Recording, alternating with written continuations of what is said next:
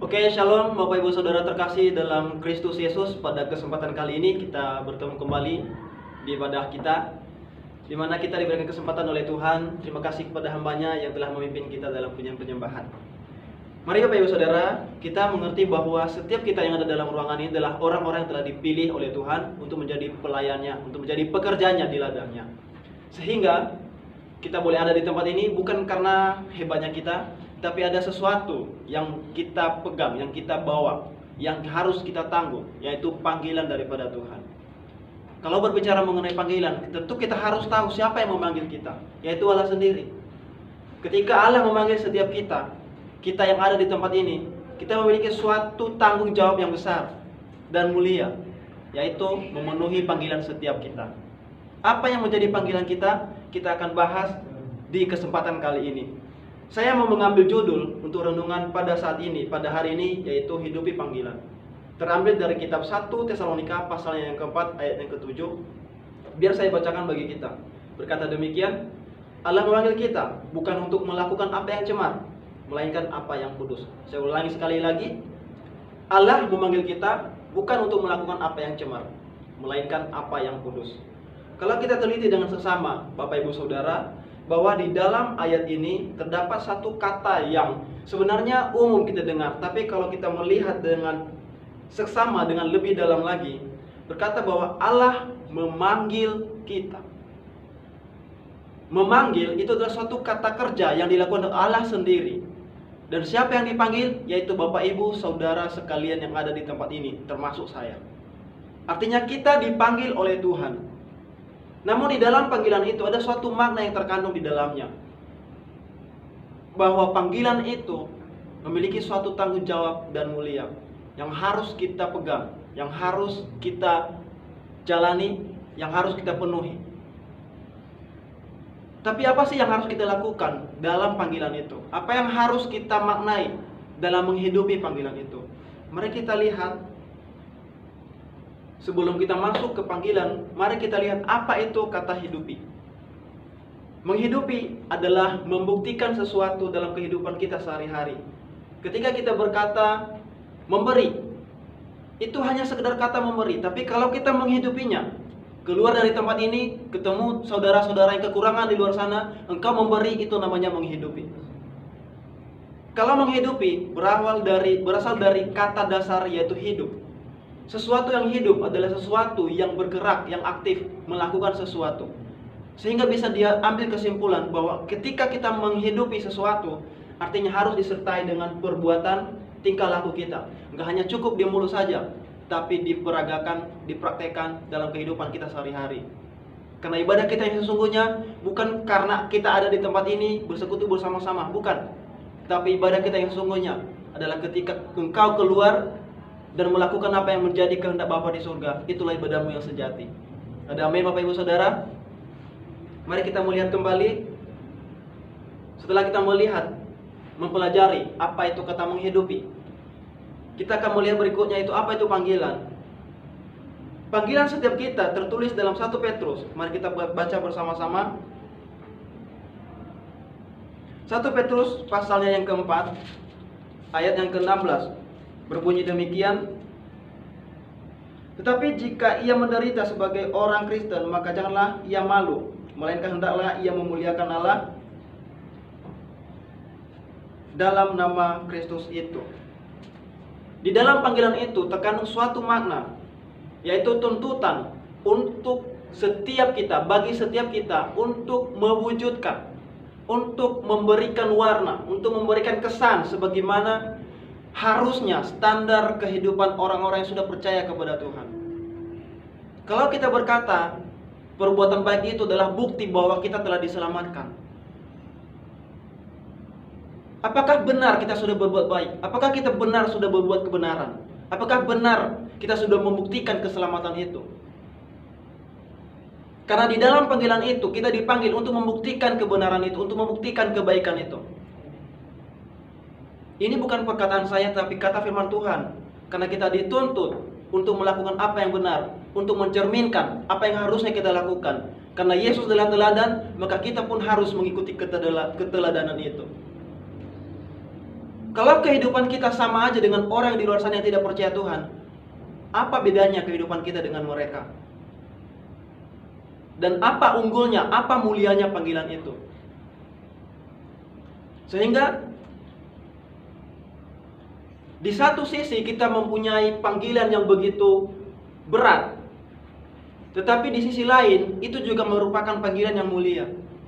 Bagi orang dunia tidak dituntut untuk hidup sempurna, tapi bagi kita di tempat ini kita dituntut harus hidup sempurna, sama seperti Yesus adalah sempurna. Perbedaannya di mana? Perbedaannya ada di kekekalan. Kita semua yang ada di tempat ini yang setia melakukan apa yang menjadi kehendak Bapa akan memperoleh mahkota kehidupan. Haleluya. Ada amin. Dan yang berikutnya, apa itu panggilan? Mari kita lihat pada 1 Petrus pasalnya yang kedua, ayat yang ke-9. Biar saya bacakan bagi kita, berkata demikian.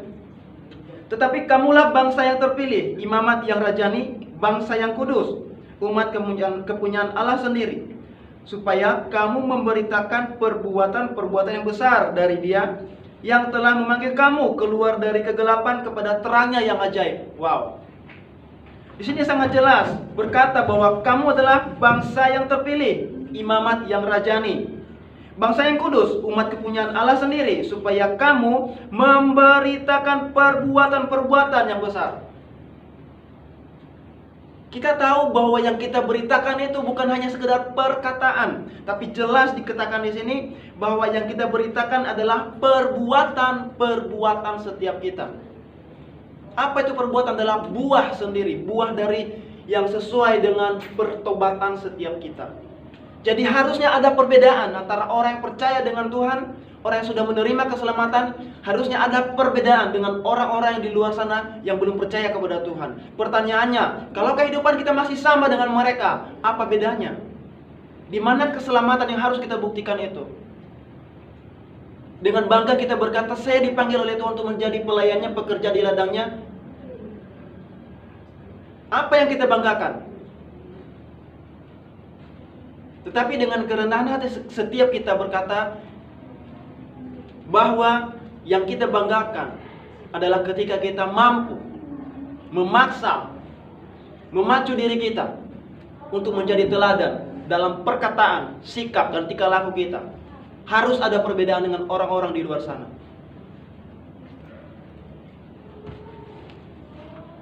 Di dalam ayat ini jelas mengatakan bahwa supaya kamu memberitakan perbuatan-perbuatannya yang besar.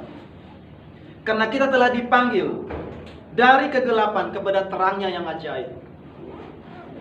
Karena perbuatan-perbuatan yang benar, perbuatan-perbuatan yang sesuai dengan firman Tuhan, itulah yang disebut oleh Alkitab benar, terang. Kalau hidup kita melakukan kebenaran, maka itu akan menjadi standar bagi mereka yang melakukan kesalahan. Ketika engkau hidup dalam kebenaran, maka mereka yang hidup di kesalahan akan melihat standar kehidupanmu yang benar, dan mereka akan sadar bahwa yang mereka lakukan salah. Dan sebaliknya, jika mereka melakukan kesalahan dan kita semua juga melakukan kesalahan yang sama, lalu apa standarnya yang membuktikan kesalahan itu? Di mana standarnya? Kalau kita tidak mampu melakukan apa yang Alkitab katakan.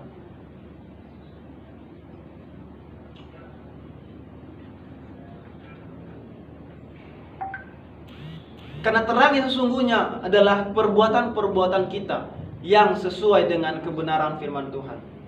Orang di luar sana tidak peduli lagi dengan kehidupan yang kudus, dengan kekudusan. Tapi mari di tempat ini kita harus menjaga kekudusan hidup kita. Di luar sana berbohong, kita di tempat ini harus jujur. Di luar sana tidak mau peduli terhadap sesamanya, kita di tempat ini harus berbagi, harus mau berbagi kasih dengan mereka. Bagi kita yang berkelimpahan, diberikan kepercayaan untuk memiliki berkat yang besar, yang banyak, tidak ada salahnya kita berbagi. Kalau orang di luar sana mampu berbagi terhadap mereka yang kekurangan, masa sih kita nggak mampu, nggak punya hati untuk berbagi terhadap sesama? Karena Yesus berkata, jika engkau berbuat baik terhadap sesamamu yang melakukan kebaikan kepadamu, apakah upahmu? Atau saya ulangi kembali, jika engkau hanya mampu berbuat baik kepada orang yang berbuat baik kepadamu, Yesus berkata, apakah upahmu? Yang berarti bahwa standar yang harusnya kita tempuh itu lebih tinggi dari apa yang orang-orang dunia lakukan.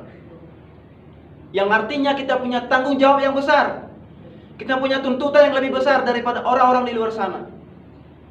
Maka dari itu jangan terlena dengan kehidupan, dengan zona nyaman yang kita alami pada saat ini. Mari Bapak Ibu Saudara, ingat kembali panggilan kita, ingat kembali tuntutan kehidupan kita, bahwa kita mengemban suatu tanggung jawab yang besar dan mulia. Kemudian, siapa saja yang dipanggil itu? Siapa saja yang dipanggil itu? Siapa saja orang-orangnya? Siapa saja manusianya? Masih pada ayat yang sama, yaitu pada 1 Petrus pasal 2 ayat 9. Kamulah bangsa imamat yang rajani, yang terpilih. Artinya setiap kita yang ada di tempat ini, Bapak Ibu Saudara sekalian, termasuk saya, yaitu setiap kita yang telah menerima Tuhan Yesus sebagai juru selamat dalam kehidupan kita. Kita adalah imamat yang rajani yang telah dipilih dan dipanggil keluar dari kehidupan yang gelap, dari kegelapan menuju terangnya yang ajaib. Dia telah memanggil kamu keluar dari kegelapan. Apa yang dimaksud dengan kegelapan? Yaitu perbuatan yang tidak sesuai dengan firman Tuhan. Perbuatan yang gelap, perbuatan yang mengikuti keinginan duniawi, yang akan hancur dan binasa oleh kebinasaannya. Tetapi kita di tempat ini Bapak Ibu Saudara, kita dipanggil keluar dari kegelapan itu untuk menuju terangnya yang ajaib, untuk melakukan hal-hal yang sesuai dengan kebenaran firman Tuhan. Dan semua kita di tempat ini adalah memiliki tanggung jawab yang sama. Kita dipilih dari perbuatan-perbuatan yang gelap itu untuk melakukan apa yang benar dan berkenan di hadapan Tuhan. Itulah yang menjadi panggilan kita. Dan kalau kita bertanya siapa yang dipanggil itu, setiap kita yang ada di tempat ini, kamu sekalian, dan saya juga, kita sekalian yang ada di tempat ini yang merasa, yang mengaku bahwa Tuhan Yesus adalah juru selamat kita. Kita semua yang dipanggil. Untuk apa kita dipanggil? Untuk memberitakan perbuatan-perbuatan sama seperti yang dibahas tadi. Untuk memberitakan perbuatan-perbuatan yang ajaib. Untuk memberitakan perbuatan-perbuatan Tuhan yang ajaib dalam seluruh aspek kehidupan kita. Di sini Bapak Ibu Saudara, saya mau membagikan 2 poin saja. Apa saja yang harus kita lakukan untuk mengisi panggilan itu? Yang pertama, kita kembali ke 1 Timotius tadi. 1 Tesalonika pasal 4 ayatnya yang ke-7 berbunyi demikian. Allah memanggil kita bukan untuk melakukan apa yang cemar, melainkan apa yang kudus. Garis bawahi, melakukan apa yang cemar. Jadi poin yang pertama yang saya mau bagikan adalah menjauhi kecemaran, menjauhi perbuatan-perbuatan dosa. Kenapa kita harus mengapa kita harus menjauhi kecemaran? Mengapa kita harus menghindari perbuatan-perbuatan yang cemar? Karena kecemaran merupakan perbuatan daging yang membuahkan dosa. Kan dalam Roma pasal 12 berkata, upah dosa ialah maut. Dan Tuhan tidak mau kalau kita mengalami maut, kematian yang kekal itu.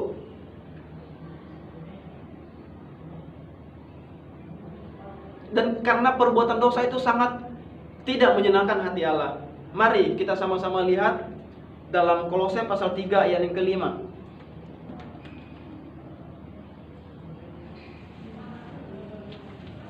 Kolose pasal 3 ayat yang ke-5 berkata demikian. Karena itu matikanlah dalam dirimu segala sesuatu yang duniawi. Matikan, artinya ada satu kata perintah di sana untuk dilakukan, yaitu apa? Mematikan kedagingan. Kedagingan itu berbicara tentang hawa nafsu kedagingan kita. Kedagingan ini berbicara tentang apa? Tentang perbuatan percabulan, kenajisan, hawa nafsu, nafsu jahat, dan juga keserakahan yang sama dengan penyembahan berhala. Jadi semua perbuatan-perbuatan yang sesuai dengan kehendak Allah itu dalam Kolose pasal 3 ayat 5 berkata bahwa semuanya itu adalah sama dosanya dengan penyembahan berhala. Kalau kita berkata saya tidak pernah menyembah berhala karena saya percaya kepada Tuhan Yesus, tapi kalau perbuatan kita melakukan apa yang cemar di hadapan Tuhan, itu dosanya sama saja dengan orang yang menyembah berhala.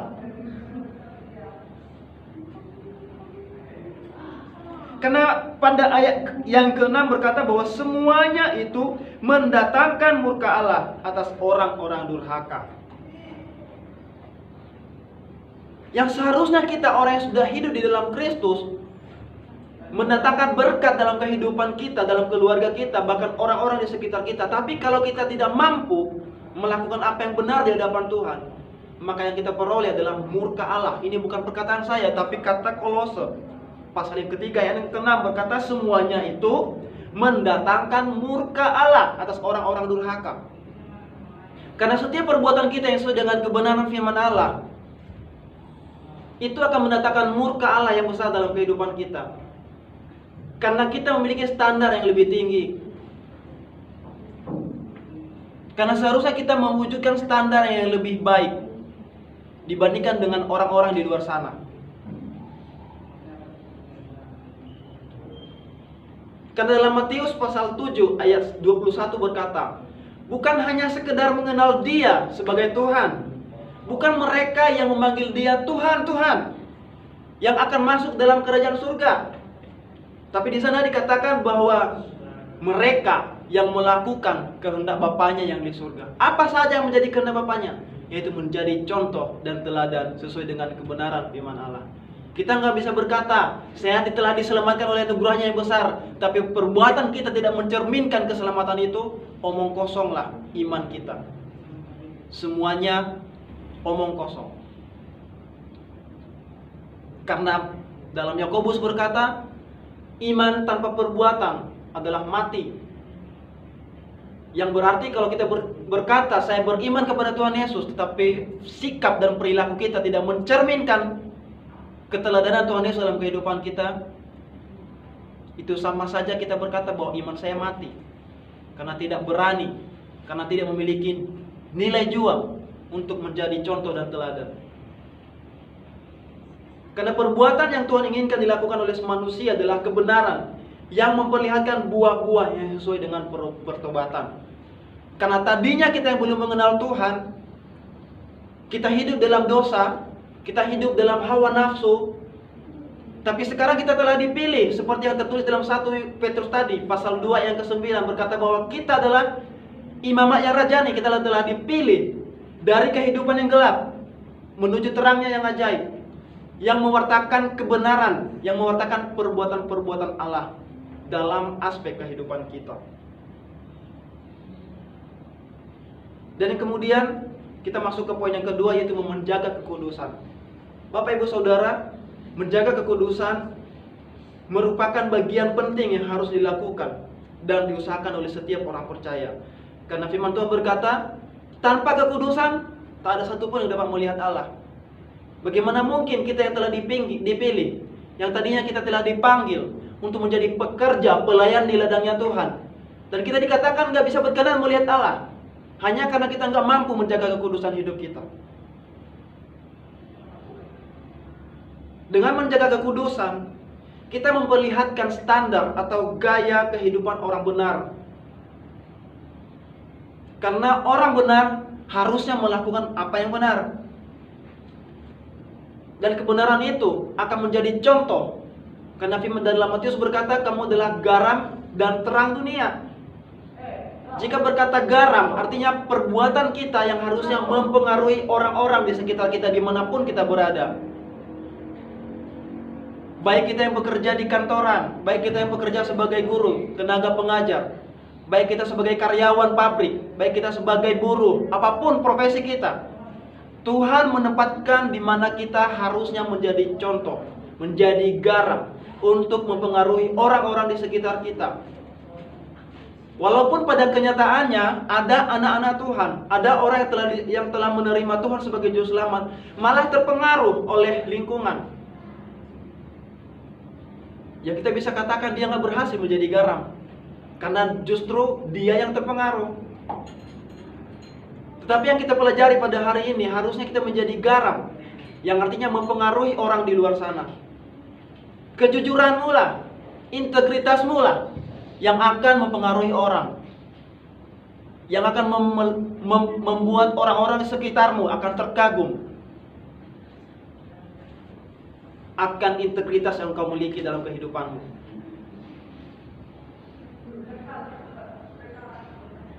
Mari kita lihat 2 Korintus pasal 3 ayat ketiga. 2 Korintus pasal 3 ayatnya yang ketiga. Saya bacakan bagi kita. Karena telah ternyata bahwa kamu adalah surat Kristus yang ditulis oleh pelayanan kami, ditulis bukan dengan tinta tetapi dengan roh dari Allah yang hidup, bukan pada loh batu melainkan pada loh daging, yaitu di dalam hati manusia. Jelas dinyatakan dalam surat ini berkata bahwa kita yang telah dipanggil tadi, kita yang telah dipilih untuk menjadi pekerja, untuk menjadi pelayan, ternyata kita memiliki status yaitu sebagai suratan Kristus yang terbuka. Kalau kita dengan bangga berkata bahwa saya adalah orang percaya, saya adalah orang yang telah menerima Tuhan sebagai menerima Tuhan Yesus sebagai juru selamat dalam kehidupan saya, tapi kita nggak mampu menyatakan itu dalam perbuatan kita.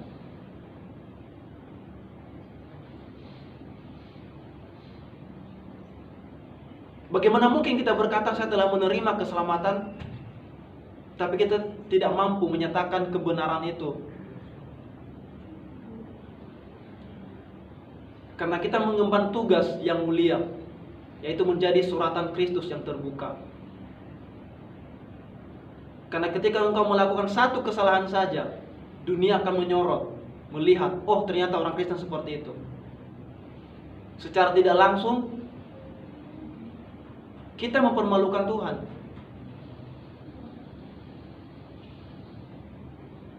Jangan berlindung di balik dengan berkata saya masih manusia, saya masih hidup dalam kedagingan, saya masih hidup di dalam dosa. Tapi Tuhan melihat daya juangmu untuk mempertahankan kehidupanmu, menjaga kekudusan hidupmu. Memang betul, selama hidup kita masih jatuh di dalam dosa, tapi yang Tuhan lihat adalah usahamu menjaga kehidupanmu. Dengan engkau berusaha menjaga kekudusan, itu yang Tuhan hargai, itu yang Tuhan lihat.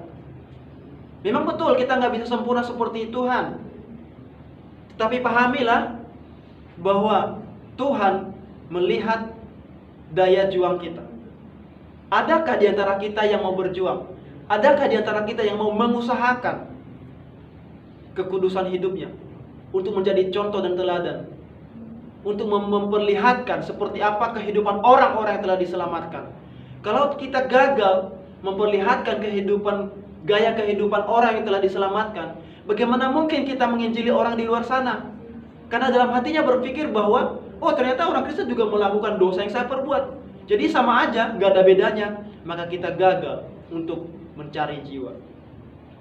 Ketika engkau mampu melakukan apa yang benar, dan engkau menginjili orang di luar sana, mereka terlebih dahulu bukan mendengar perkataanmu, tetapi melihat perbuatanmu.